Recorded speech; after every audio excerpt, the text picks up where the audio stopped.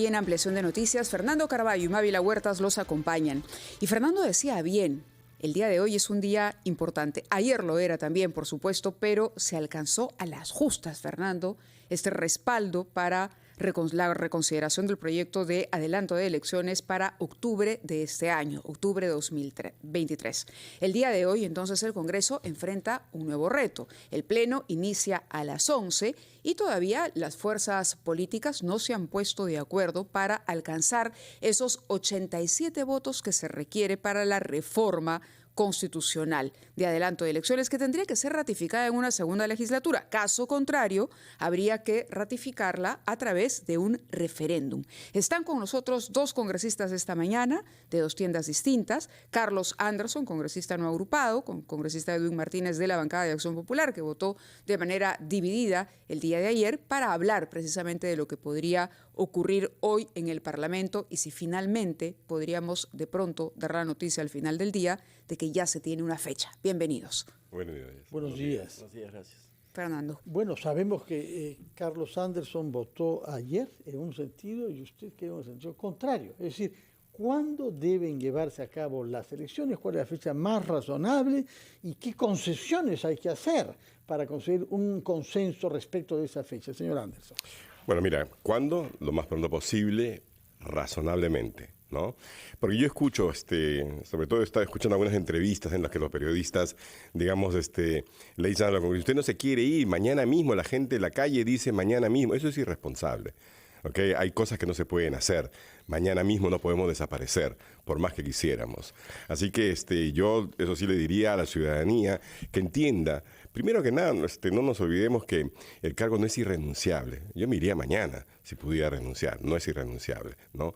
Segundo, que efectivamente este Congreso fue elegido hasta el año 2026, entonces es legítimo que algunos congresistas sientan que deben quedarse hasta 2026 y que de esa manera están, digamos, cumpliendo con su tarea. Así que yo respeto esas visiones.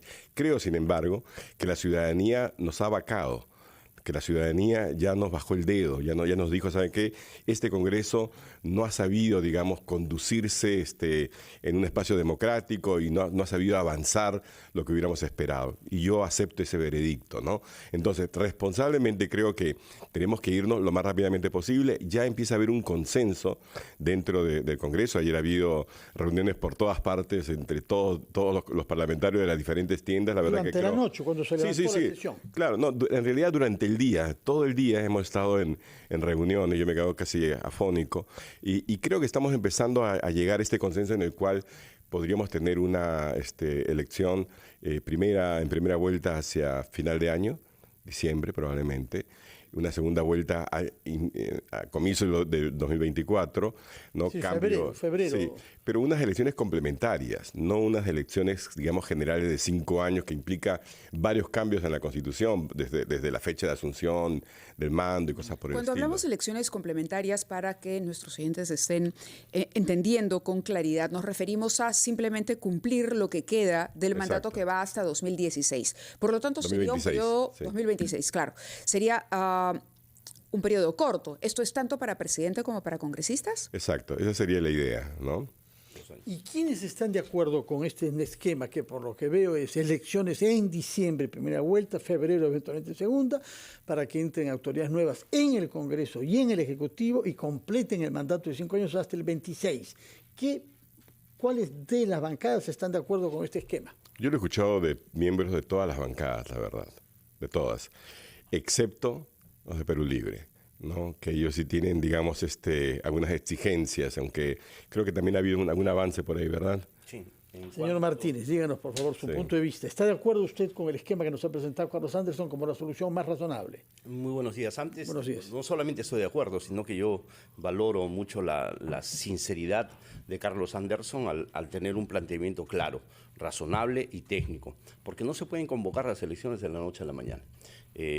Casi todas las bancadas han consensuado en hacerlas en diciembre, una segunda en febrero, y incluir también el tema de la consulta a una asamblea constituyente. Eso es lo que han sugerido los de Perú Libre. Que parte de este arreglo supone consultar al pueblo peruano si quiere o no que se convoque a una asamblea constituyente. Bueno, yo ayer estuve empujando por una visión diferente, sustantiva, porque a mí personalmente me parece todavía irresponsable preguntarle a la ciudadanía por una asamblea constituyente cuando nadie sabe qué es una asamblea constituyente, nadie sabe cómo estaría constituida, nadie Algunos sabe... saben, y saben para qué quieren convocarla. No, lo que sucede... Han visto el ejemplo en Venezuela, No, Bolivia... por supuesto, claro. Se sabe con mucha claridad. Exacto, pero digamos los aspectos, digamos, formales, ¿no? ¿Cuántas personas lo integrarían? ¿Cómo serían elegidos? ¿Qué poderes tendrían? Entonces yo ayer estuve, digamos, conversando con muchos congresistas para poder incluir, digamos, la figura jurídica Asamblea Constituyente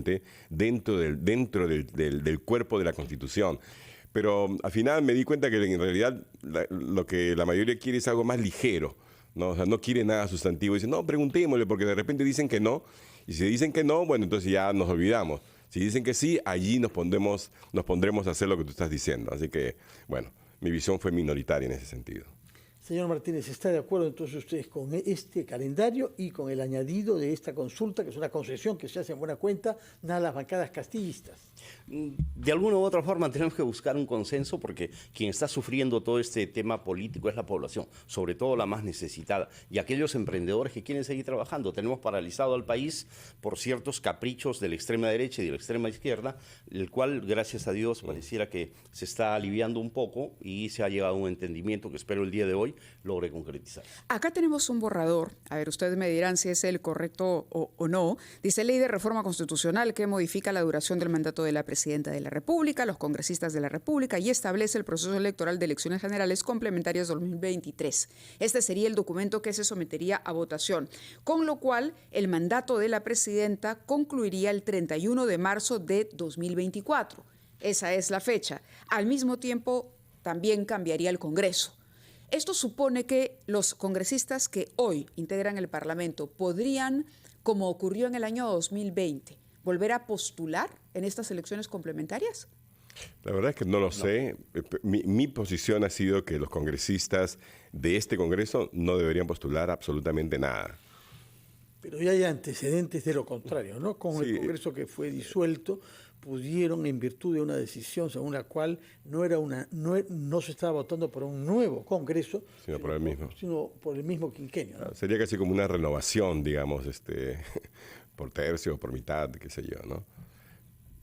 No es mi intención, por lo menos. Ahora, el tema de la Asamblea Constituyente. Ustedes han defendido desde varias bancadas, desde la mayoría, digamos, parlamentaria, que la Asamblea Constituyente no es constitucional. Porque ya esta Constitución, la que nos rige, establece los mecanismos para el cambio de la Constitución. Esto es a través de la Comisión de Constitución. Y cuando uno le dice a los congresistas de izquierda, ¿por qué no ganar las elecciones en el juego que se tiene actual, ganar la mayoría parlamentaria, presidir la mesa directiva, tener una mayoría en la Comisión de Constitución y a través de ese canal hacer las reformas? Y ellos dicen no, asamblea o nada. ¿No significa esto que ustedes consideran hay que ceder, una suerte de concesión a una vía que han defendido como anticonstitucional, inconstitucional?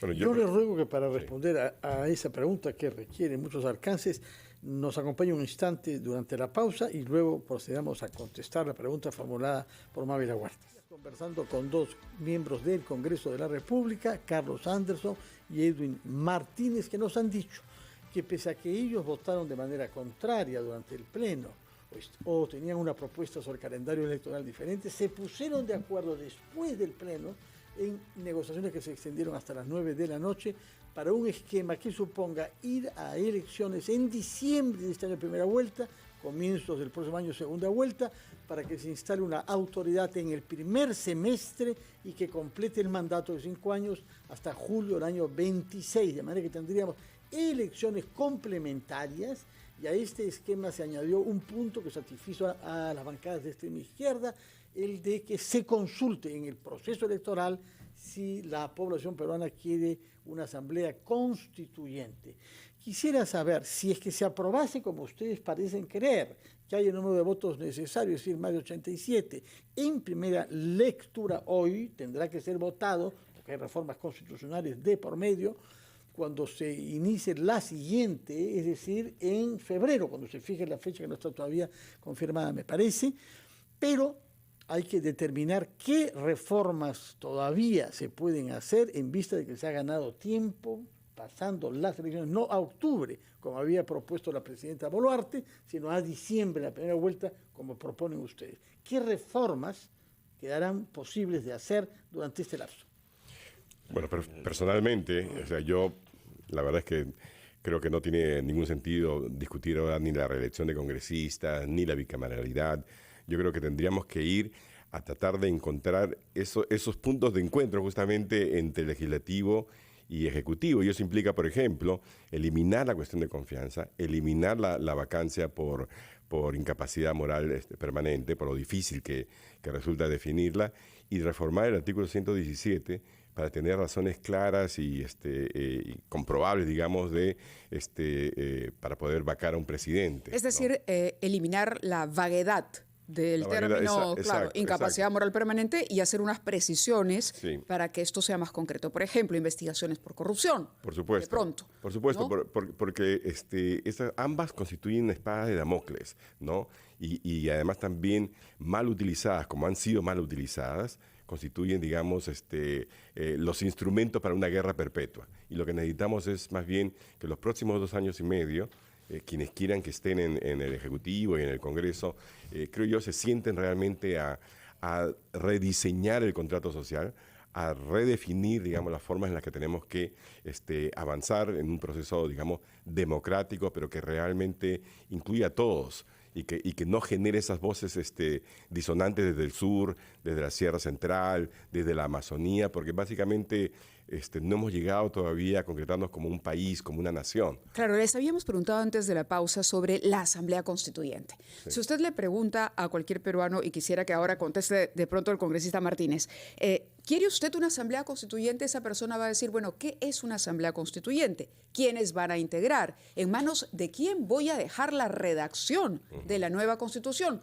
¿Cuánto tiempo se va a tomar? ¿Cuántos integrantes va a tener? ¿Cuánto le va a costar al Estado? Exacto. ¿Se puede hacer una consulta sobre un concepto así de abierto, así de impreciso, congresista Martínez? Mira, yo, así como ha sido sincero Carlos, yo he sido sincero también cuando conversé con nuestro amigo y le dije bien claro, o sea, yo no soy de aquellos que se someten.